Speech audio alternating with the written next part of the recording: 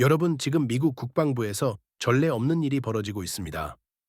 피트 헤그세스 국방부 장관이 800명의 장성을 한자리에 소집했습니다. 5천 명이 넘는 군인과 직원들에게 비밀 유지 서약서에 서명을 요구했고요. 여기서 끝이 아닙니다. 고위 관리들을 대상으로 무작위 거짓말 탐지기 검사까지 예고했습니다. 도대체 미국 군 내부에서 무슨 일이 일어나고 있는 걸까요?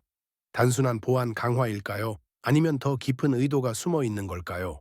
이 모든 조치가 동시에 일어나고 있다는 것, 그리고 그 규모가 엄청나다는 것. 이것은 우연이 아닙니다. 오늘 꿀탱크 TV가 이 복잡한 실타래를 하나씩 풀어보겠습니다. 자, 먼저 이 사건의 첫 번째 점을 찍어보겠습니다. 미국 국방부 장관이 800명의 장성을 한자리에 모은다는 것. 이게 얼마나 이례적인 일인지 아십니까? 미군 전체 장성 숫자가 약 900명 정도입니다. 거의 전원 소집 수준이죠. 역사를 거슬러 올라가 봐도 이렇게 대규모로 장성들을 한 번에 소집한 사례는 손에 꼽을 정도입니다. 이 회의에서 헤그세스 장관은 무엇을 이야기했을까요? 공식 발표에 따르면 군의 전투 준비 태세와 내부 보안 강화에 대한 논의였습니다. 하지만 여기서 주목해야 할 부분은 이 회의가 단순한 정책 설명회가 아니었다는 점입니다. 참석한 여러 장성들의 증언에 따르면 회의 분위기는 상당히 엄중했고 정보 유출에 대한 경고가 반복적으로 강조됐다고 합니다. 800명 장성 소집은 시작에 불과했습니다. 그 직후 국방부는 5천 명이 넘는 군인과 민간 직원들에게 새로운 비밀 유지 서약서에 서명할 것을 요구했습니다. 이 서약서의 내용은 기존의 일반적인 보안 서약과는 차원이 다릅니다. 기존 서약서가 기밀 정보의 외부 유출을 금지하는 수준이었다면 이번 서약서는 훨씬 더 구체적이고 포괄적입니다. 내부 회의 내용, 정책 결정 과정, 심지어 개인적인 의견까지도 외부에 공유하는 것을 제한하는 조항들이 포함되어 있다고 알려졌습니다. 법률 전문가들은 이러한 서약서가 군 내부의 표현의 자유와 내부 고발자 보호 제도에 영향을 미칠 수 있다고 우려하고 있습니다. 그렇다면 왜 이런 강력한 조치가 필요했을까요? 국방부는 최근 몇 년간 군사 기밀과 정책 결정 과정이 언론에 빈번하게 유출되는 문제를 겪어왔습니다. 특히 이전 행정부 시절부터 내부 정보가 외부로 새나가는 사례가 증가했고 이것이 국가 안보에 심각한 위협이 될 수 있다는 지적이 계속됐습니다. 실제로 최근 10여 년간 미국 군과 정보기관에서는 대규모 정보 유출 사건들이 연이어 발생했습니다. 2013년 에드워드 스노든은 미국 국가안보국의 무차별 감시 프로그램 프리즘을 폭로했습니다. 그는 전 세계 국민들과 심지어 동맹국 정상들까지 도청하고 있다는 사실을 밝혔죠. 현재 그는 러시아에 망명 중이며 미국으로 돌아갈 경우 최대 징역 30년형에 처해질 수 있는 상황입니다. 2010년에는 첼시 매닝이라는 군정보 분석병이 이라크 전쟁 중 미군의 민간인 학살 영상과 수십만 건의 기밀 문서를 위키리크스에 제공했습니다. 그는 징역 35년형을 선고받았으나 버락 오바마 대통령이 퇴임 직전 7년형으로 감형했고 2017년 석방됐습니다. 이런 사건들이 반복되면서 미국 정부와 군 당국은 내부 정보 유출에 대한 위기감을 느끼게 됐습니다. 그리고 그 결과가 바로 지금 우리가 보고 있는 강력한 보안 조치인 것입니다. 하지만 진짜 논란의 핵심은 바로 이 대목입니다. 헤그세스 장관은 고위 관리들을 대상으로 무작위 거짓말 탐지기 검사를 실시하겠다고 발표했습니다. 이것은 미국 군 역사에서도 매우 드문 조치입니다. 거짓말 탐지기. 정식 명칭으로는 폴리그래프 검사는 일반적으로 특정 보안 사고가 발생했을 때 용의자를 대상으로 실시됩니다. 하지만 이번에는 다릅니다. 특정 사건이 없는 상황에서 고위 관리들을 무작위로 선발해서 정기적으로 검사하겠다는 것입니다. 이 검사에서는 무엇을 물어볼까요? 물론 구체적인 질문 내용은 공개되지 않았습니다. 하지만 일반적인 폴리그래프 검사는 기밀 정보 유출 여부, 외부 세력과의 접촉, 그리고 조직에 대한 충성도 등을 확인합니다. 여기서 충성도라는 단어가 나오면서 이 조치가 단순한 보안 강화를 넘어선 것 아니냐는 의문이 제기되기 시작했습니다. 이 모든 조치가 동시다발적으로 일어나고 있다는 점에 주목해야 합니다. 헤그세스 장관은 현 행정부가 출범한 직후 임명됐고 취임 초기부터 강력한 개혁 의지를 보여왔습니다. 그는 여러 공개 석상에서 군대를 전투 조직으로 되돌리겠다, 불필요한 관료주의를 제거하겠다는 발언을 반복해왔습니다. 하지만 일부 분석가들은 이러한 조치들이 보안 강화라는 명목해 행정부의 비판적인 인사들을 색출하고 조직 내 충성도를 강화하려는 의도가 있는 것 아니냐고 해석하고 있습니다. 실제로 미국 정치 역사를 돌이켜보면 새로운 행정부가 들어설 때마다 주요 부처에서 인사 쇄신과 조직 정비가 일어나는 것은 자연스러운 현상입니다. 반대로 국방부 측은 이러한 해석을 강하게 부인하고 있습니다. 국방부 대변인은 이번 조치는 순전히 국가 안보를 위한 것이며 특정 정치적 목적과는 무관하다고 거듭 강조했습니다. 또한 최근 몇 년간 증가한 정보 유출 사례들이 적군에게 우리의 전략과 능력을 노출시킬 위험이 있어 불가피하게 강력한 조치를 취하게 됐다고 설명했습니다. 그렇다면 정작 이 조치들의 대상이 되는 군 내부 인사들은 어떻게 받아들이고 있을까요? 공개적으로 발언하는 사람은 거의 없지만 익명을 전제로 한 여러 증언들이 언론에 전해지고 있습니다. 일부 장성들은 이러한 조치가 필요하다는 입장입니다. 군은 정치 조직이 아니라 전투 조직이다. 명령 체계와 보안이 무엇보다 중요하며 정보 유출은 전우들의 목숨을 위협하는 행위다라는 의견입니다. 실제로 과거 군사작전 중 정보 유출로 인해 작전이 실패하거나 인명 피해가 발생한 사례들이 있기 때문에 보안 강화 자체를 반대하기는 어렵습니다. 하지만 다른 한편에서는 우려의 목소리도 큽니다. 군인도 시민이며 헌법이 보장하는 기본권을 가지고 있다. 정당한 내부 고발이나 정책 비판까지 억압하는 것은 민주주의 원칙에 어긋난다는 주장입니다. 특히 거짓말 탐지기 검사에 대해서는 과학적 신뢰도 논란과 함께 인권 침해 가능성이 제기되고 있습니다. 군 출신 의원들과 베테랑 단체들도 조심스럽게 입장을 표명하고 있습니다. 보안의 중요성은 인정하되 그 방법과 범위에 대해서는 신중한 검토가 필요하다는 것이 대체적인 반응입니다. 자, 이 지점에서 한번 거꾸로 생각해 볼 필요가 있습니다. 미국 군 역사에서 이런 대규모 보안 강화 조치가 전혀 없었던 것은 아닙니다. 지금부터 이 사태의 진짜 본질을 파악하기 위해 과거로 거슬러 올라가 보겠습니다. 가장 유사한 사례는 냉전 시대로 거슬러 올라갑니다. 1950년 2월 9일 조지프 메카시 상원 의원이 종이 뭉치를 흔들며 외쳤습니다. 국무부에 205명의 공산주의자가 있다고요. 사실 그 종이는 명단도 아니었고 아무 내용도 없는 소품에 불과했습니다. 하지만 이 한마디가 미국 전체를 공포에 떨게 만들었습니다. 이른바 메카시즘의 시작이었죠. 1950년부터 1954년까지 4년간 근거 없는 의심만으로 교수, 언론인, 군인, 정치인 등 수만 명이 조사를 받았습니다. 2,000명 이상이 직장에서 해고됐고 수백 명이 투옥됐으며 2명은 사형까지 당했습니다. 당시에도 거짓말 탐지기가 활용됐고 충성도 심사가 대대적으로 실시됐습니다. 심지어 대법원까지 충성도 심사가 합헌이라고 판결했죠. 입법부, 행정부, 사법부 모두가 빨갱이 공포에 굴복한 셈이었습니다. 하지만 이 광기는 오래가지 못했습니다. 1954년 메카시가 군대까지 공산주의 소굴이라며 육군 장성들을 공격하자 여론이 돌아서기 시작했습니다. 방송기자 에드워드 머로가 용기 있게 메카시의 추태를 폭로했고 결국 의회는 메카시에 대한 견책 처분을 내렸습니다. 하지만 이미 수많은 무고한 사람들이 피해를 입은 뒤였습니다. 또 다른 사례는 2001년 9월 11일 테러 이후입니다. 국토안보부가 신설되고 정보기관과 군에 대한 보안 심사가 크게 강화됐습니다. 하지만 이때는 명백한 외부의 위협, 즉 테러리즘이라는 공통의 적이 있었고 국민적 합의가 존재했습니다. 그렇다면 지금은 어떻습니까? 현재 미국이 직면한 위협은 과거와는 성격이 다릅니다. 전통적인 적대국들과의 군사적 긴장, 사이버 공격의 증가, 그리고 무엇보다 정보전의 양상이 복잡해졌습니다. 과거처럼 적과 아군이 명확하게 구분되지 않고 정보 유출의 경로도 다양해졌습니다. 여기서 흥미로운 질문이 하나 떠오릅니다.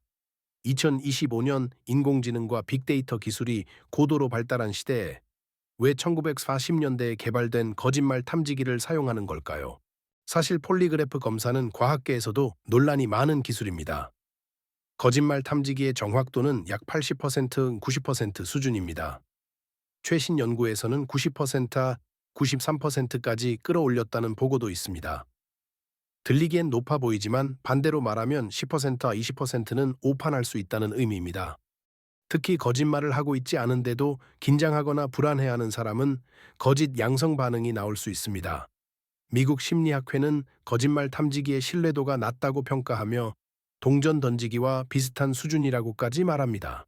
실제로 대부분의 법정에서 폴리그래프 결과는 증거로 채택되지 못합니다. 그렇다면 왜 이 기술을 사용하는 걸까요? 여기에는 심리적 요인이 작용합니다. 거짓말 탐지기 검사가 발표되면 실제로 검사를 받기 전부터 내부 정보 유출이 감소하는 경향이 있습니다. 검사 자체의 정확도보다 감시받고 있다는 심리적 압박이 억제 효과를 낸다는 것이죠. 하지만 최근에는 더 정교한 기술들이 등장하고 있습니다. 바로 여기서 레이도스 홀딩스와 팔란티어 테크놀로지스 같은 기업들이 주목받는 이유가 나옵니다. 지금까지 제가 나열한 사건들, 그리고 여러분이 뉴스에서 보신 수많은 데이터들, 이 모든 파편들을 하나로 엮어보면 예상치 못했던 하나의 거대한 그림이 완성됩니다. 바로 내부 위협 탐지 시장의 급성장입니다. 레이도스 홀딩스는 미국 국방부와 정보기관의 주요 계약업체 중 하나입니다. 2023년 연매출만 약 154억 달러, 한화로 약 20조 원에 달합니다. 약 4만 7천 명의 직원을 고용하고 있으며 방어 솔루션 부문이 회사 총 매출의 59%를 차지합니다. 이 회사는 단순히 거짓말 탐지기를 판매하는 것이 아닙니다. 그들이 제공하는 것은 통합 보안 솔루션입니다.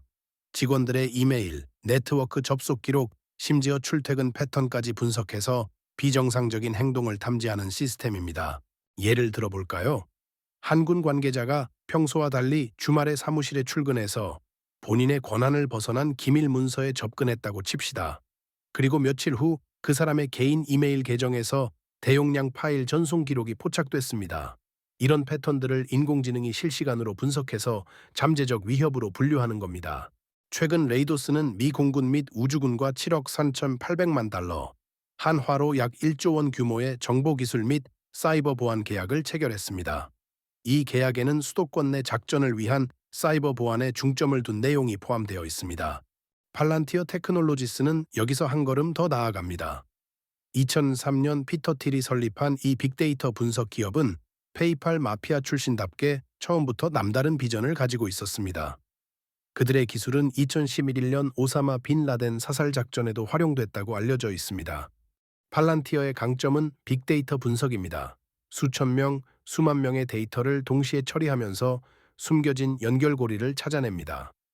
예를 들어 서로 관련 없어 보이는 여러 사람들이 같은 시기에 비슷한 문서에 접근했다면 이것이 조직적인 정보 유출의 징후일 수 있다는 식으로 분석하는 거죠. 2024년 팔란티어의 시가총액은 약 1,440억 달러로 전통적인 방산거인 RTX의 1,570억 달러를 추월했습니다. 소프트웨어 기업이 하드웨어 중심의 방산업체를 넘어선 것입니다. 올해만 주가가 345%나 급등했습니다. 이 두 회사의 주가가 최근 몇 개월 사이 상승세를 보인 것은 우연이 아닙니다. 국방부의 보안 강화 정책이 발표되면서 관련 계약이 증가할 것이라는 기대감이 반영된 결과입니다. 현재 미국 정부의 사이버 보안 및 내부 위협 탐지 예산은 연간 약 200억 달러, 한화로 약 28조 원 규모입니다. 전문가들은 향후 5년 내에 이 예산이 2배 이상 증가할 것으로 전망합니다. 이것은 단순히 국방부만의 문제가 아니기 때문입니다. 하지만 이 모든 기술적 진보에는 법률적, 윤리적 쟁점이 따라옵니다. 미국 헌법 수정 제4조는 불합리한 수색과 압수로부터 시민을 보호합니다. 그렇다면 직원들의 모든 행동을 감시하고 분석하는 것은 이 원칙에 어긋나지 않을까요? 법률 전문가들의 의견은 엇갈립니다. 일부는 군인과 정부 직원은 기밀 정보를 다루기 때문에 일반 시민보다 더 높은 수준의 감시를 받는 것이 정당하다고 주장합니다. 실제로 군에 입대하거나 정부에 취직할 때 모든 사람은 특정 권리를 일부 포기한다는 동의서에 서명합니다. 하지만 반대 의견도 만만치 않습니다. 국가 안보라는 명목으로 무제한적인 감시를 허용하면 결국 민주주의의 근간이 흔들린다는 것입니다. 특히 내부 고발자 보호 제도가 유명무실해질 수 있다는 우려가 큽니다. 실제로 미국 군 역사에는 내부 고발로 중요한 문제들이 드러난 사례들이 많습니다. 베트남 전쟁 당시 미라이 학살 사건, 이라크 전쟁 중 아부 그라이브 수용소 학대 사건 등이 모두 내부 고발로 세상에 알려졌습니다. 만약 당시 지금과 같은 강력한 감시 체계가 있었다면 이런 진실들이 밝혀질 수 있었을까요? 에드워드 스노든과 첼시 매닝 같은 사례는 이 딜레마를 잘 보여줍니다. 그들은 범죄자일까요? 아니면 영웅일까요? 미국 정부는 그들을 간첩법 위반으로 기소했습니다. 하지만 전 세계 많은 사람들은 그들을 민주주의를 지킨 내부 고발자로 평가합니다. 이 문제는 미국 내부에만 국한되지 않습니다. 전 세계가 주목하고 있습니다. 특히 동맹국들은 미국군 내부의 정보 보안 강화를 긍정적으로 평가하면서도 한편으로는 조심스러운 시선을 보내고 있습니다. 나토 회원국들은 미국과 군사 정보를 광범위하게 공유합니다. 만약 미국 내부에서 정보 유출이 발생하면 그것은 곧 동맹국 전체의 안보 위협으로 이어집니다. 그런 점에서 미국의 보안 강화는 환영할 만한 일입니다. 하지만 동시에 우려도 있습니다. 만약 미국군 내부가 지나치게 경직되고 폐쇄적으로 변한다면 동맹국과의 정보 공유나 협력에도 영향을 미칠 수 있습니다. 군사 동맹은 신뢰를 바탕으로 하는데 과도한 의심과 감시는 오히려 그 신뢰를 약화시킬 수 있다는 지적입니다. 중국과 러시아 같은 경쟁국들은 이 상황을 어떻게 보고 있을까요? 공개적으로는 별다른 논평을 내놓지 않고 있지만 내부적으로는 면밀히 분석하고 있을 것입니다. 미국 군 내부의 동료나 분열은 그들에게는 전략적 기회가 될 수 있기 때문입니다. 자, 다시 레이도스와 팔란티어로 돌아와 보겠습니다. 이 두 회사가 상징하는 것은 단순히 주식 투자 기회가 아닙니다. 그들은 앞으로 수십 년간 성장할 거대한 산업의 선두주자들입니다. 최근 몇 년간 민간 기업들에서도 내부제에 의한 정보 유출 사건이 급증했습니다. 테슬라, 구글, 애플 같은 거대 기업들도 내부 보안 강화에 수조 원을 투자하고 있습니다. 레이도스나 팔란티어가 개발한 기술은 정부뿐만 아니라 이런 민간 시장에도 적용될 수 있습니다. 하지만 투자자들이 주의해야 할 점도 있습니다. 첫째, 정부 계약은 정치적 상황에 크게 영향을 받습니다. 만약 향후 행정부가 바뀌거나 의회에서 예산 삭감이 결정되면 이 기업들의 수익에 직접적인 타격이 갈 수 있습니다. 둘째, 프라이버시 논란이 커질수록 법적 규제가 강화될 수 있습니다. 유럽연합은 이미 강력한 개인정보 보호법을 시행하고 있고 미국도 언젠가는 비슷한 길을 갈 가능성이 있습니다. 그렇게 되면 이런 감시 기술의 사용이 제한될 수 있습니다. 셋째, 기술적 경쟁이 치열합니다. 레이도스와 팔란티어가 지금은 선두주자지만 마이크로소프트, 아마존, IBM 같은 거대 기술 기업들도 이 시장에 진입하고 있습니다. 그들은 더 많은 자본과 기술력을 가지고 있습니다. 이 모든 분석을 종합해보면 결국 하나의 근본적인 질문에 도달합니다. 우리는 얼마나 많은 자유를 포기할 수 있을까요? 안전을 위해서라면 감시받는 것을 받아들일 수 있을까요? 이것은 단순히 미국만의 문제가 아닙니다. 전 세계 모든 민주주의 국가가 직면한 딜레마입니다. 한국도 예외가 아닙니다. 북한이라는 명백한 위협이 존재하고 사이버 공격이 일상화된 상황에서 보안과 자유 사이의 균형을 어떻게 잡을 것인가는 우리 모두가 고민해야 할 문제입니다. 역사는 우리에게 교훈을 줍니다. 지나친 감시는 결국 사회를 병들게 만듭니다. 구소련의 KGB, 동독의 슈타지는 극단적인 감시 체계를 구축했지만 결국 그 나라들은 무너졌습니다. 사람들이 서로를 믿지 못하고 자유롭게 생각하고 말할 수 없는 사회는 오래 지속될 수 없습니다. 반대로 지나친 자유방임도 위험합니다. 정보가 무분별하게 유출되고 국가 안보가 위협받는다면 그 피해는 결국 국민에게 돌아갑니다. 테러 공격, 군사적 패배, 경제적 손실 등으로 말이죠. 그렇다면 답은 무엇일까요? 아마도 완벽한 답은 없을 겁니다. 다만 끊임없는 대화와 견제와 균형이 필요합니다. 정부는 투명하게 정책을 설명하고 시민들은 감시하고 비판할 권리를 유지해야 합니다. 사법부는 독립적으로 권력을 견제하고 언론은 진실을 밝혀야 합니다. 여러분, 오늘 우리는 미국 국방부에서 벌어지고 있는 전례 없는 보안 강화 조치를 살펴봤습니다. 800명의 장성 소집, 5,000명의 서약서, 거짓말 탐지기 검사. 이 모든 것이 단순히 보안 문제를 넘어 우리 시대의 근본적인 질문을 던지고 있습니다. 안전과 자유, 감시와 신뢰, 효율성과 인권. 이것들은 서로 대립하는 것이 아니라 균형을 이루어야 하는 것들입니다. 미국이 지금 걷고 있는 이 길은 앞으로 다른 많은 나라들이 참고하게 될 중요한 사례가 될 것입니다. 레이도스와 팔란티어 같은 기업들이 성장하는 것은 피할 수 없는 흐름입니다. 하지만 그 기술이 어떻게 사용되느냐는 우리 모두의 선택에 달려 있습니다. 지금 이 순간에도 전 세계 곳곳에서 이 문제에 대한 논쟁이 벌어지고 있습니다. 정답은 없습니다. 하지만 질문은 계속되어야 합니다. 그것이 민주주의를 지키는 유일한 방법입니다. 오늘 꿀탱크 TV가 던진 이 질문들을 여러분도 함께 고민해 주시길 바랍니다. 다음 방송에서 또 만나겠습니다.